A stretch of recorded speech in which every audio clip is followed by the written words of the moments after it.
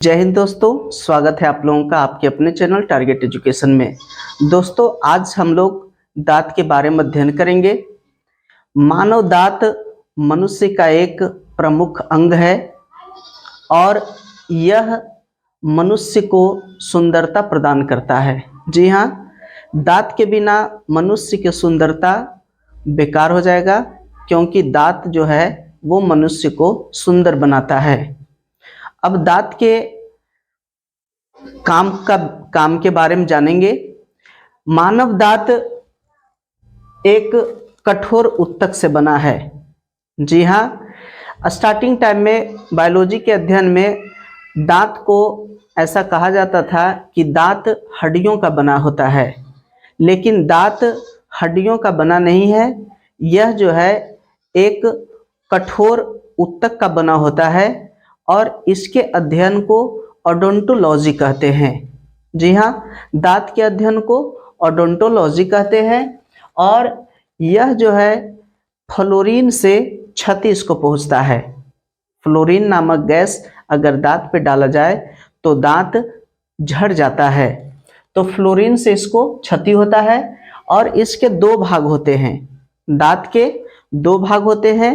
देखिए, दांत जो होता है इस प्रकार से, ये दांत है और दांत का दो भाग होता है।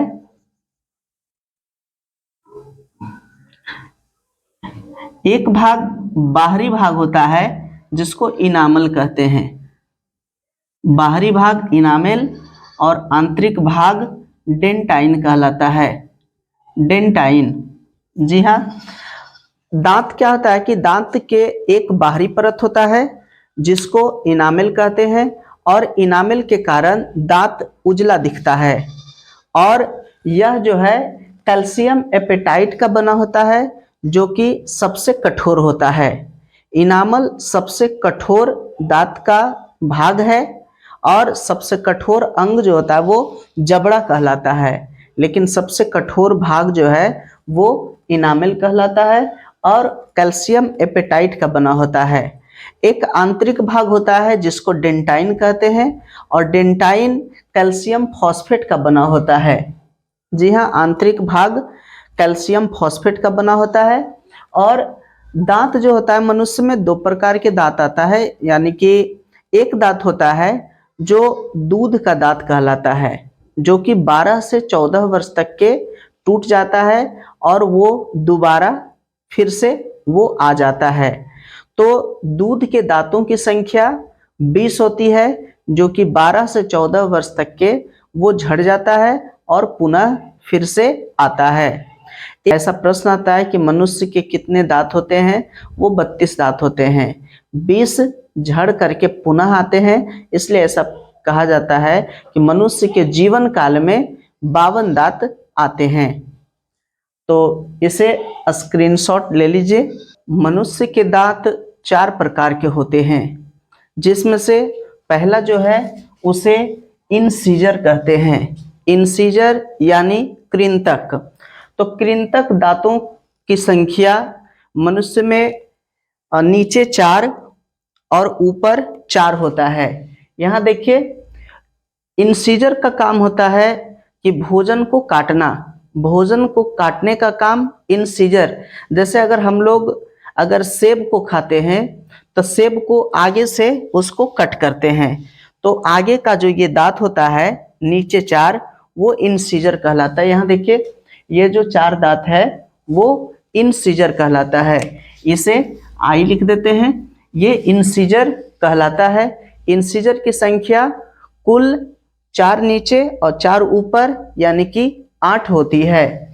और इसे नोज टीथ कहते हैं, क्योंकि इंसीजर जो होता है वो बिल्कुल नाक के सामने होता है, इसलिए इसको नोज टीथ कहा जाता है। और यह 4 गुने 2 यानी 4 नीचे और 4 ऊपर होता है, इसलिए इंसीजर की संख्या 8 होती है।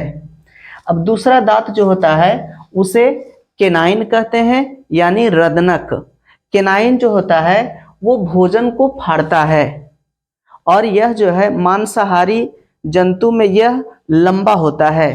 ये देखिए, ये जो लंबा दांत है इसको केनाइन कहते हैं, इसको सी से डिनोट कर देते हैं।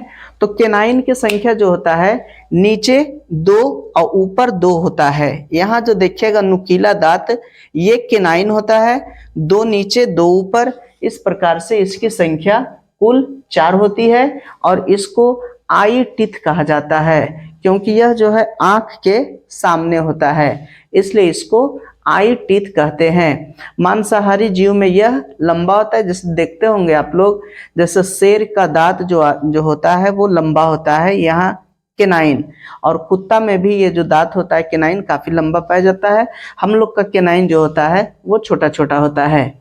तीसरा जो दांत है उसे कहते हैं प्रीमोलर। प्रीमोलर इसे हिंदी में अग्र च वर्णक कहते हैं और इसका काम है भोजन को चबाना। प्रीमोलर जो दांत है ये बच्चों में नहीं पाया जाता है।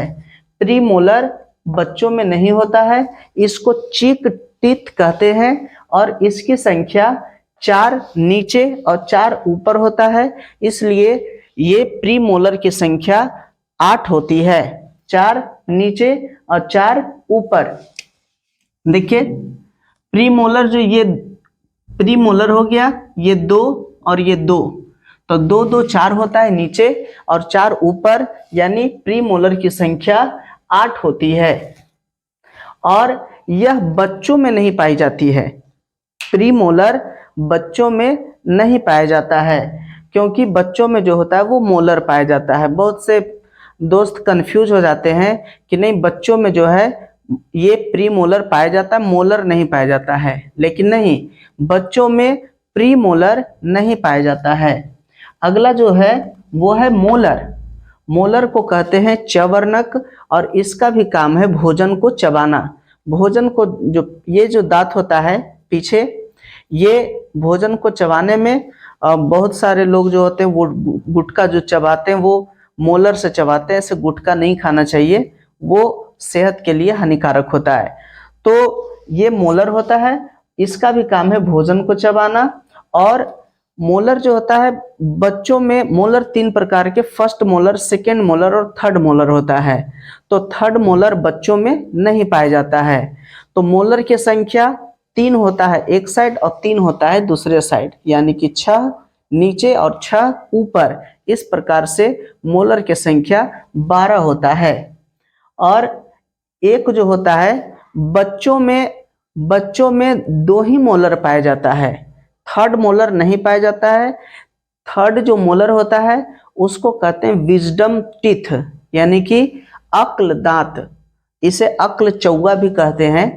तो अक्ल दांत जो होता है वो 20 से प्लस में आता है और किसी किसी एक्सेप्शनल लोगों को 20 से पहले भी आ जाता है, लेकिन ऐसे अक्ल दांत जो होता है वो 20 के बाद आता है, उसे अक्ल चौवा कहते हैं और यह बच्चों में नहीं पाया जाता है। तो इसकी संख्या जो है ये 12 होता है क्योंकि 3 एक साइड होता है, 3 दूसरे साइड, 6 और 6 ऊपर होता है, यानी कि 12। इसे देखिए यह प्रीमोलर से बड़ा होता है और ये मोलर होता है। तो दांत की टोटल संख्या हो गया 32। फिर से काउंटिंग करते हैं, 4 नीचे का दांत काउंटिंग कर लेंगे और उसमें 2 से गुना कर देंगे तो वो टोटल दांत हो जाएगा। तो यहाँ देखिए ये इंसीजर 4 और केनाइन 2, 4 2 6 हुआ और 2 प्रीमोलर और 2 प्रीमोलर, तो 4 6 4 10 और 3 मोलर और 3 मोलर 6 10 6 16, 16 को 2 से गुना कर देंगे, यानी 32 दांत मनुष्य में पाया जाता है। अब देखते हैं कि पक्षियों का जो दांत होता है वो चोंच का रूप धारण कर लेता है। तो पक्षी का जो दांत होता है वही चोंच बन जाता है। हाथी का दांत, हाथी का जो आगे जो निकला हुआ दांत होता है जिसे हम लोग देख पाते हैं, तो ये खाने की दांत नहीं होती है।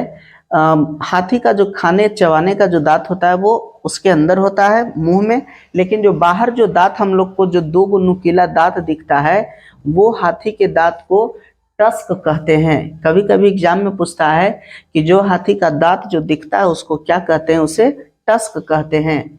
और ये जो टस्क जो होता है वो इंसीजर होता है। टस्क जो दांत है बहुत सारे लोग इसको केनाइन कहते हैं क्योंकि नुकीला देखते हैं, लेकिन यह नुकीला जो दांत हाथी का दिखता है वो इंसीजर होता है। अब आता है डेंटाइन फॉर्मूला। तो दांत का फॉर्मूला होता है, तो इस फॉर्मूला को देखते हैं। दांत का जो फॉर्मूला होता है वो एडल्ट का फॉर्मूला अलग होता है, बच्चा का अलग होता है। काफी आसान है।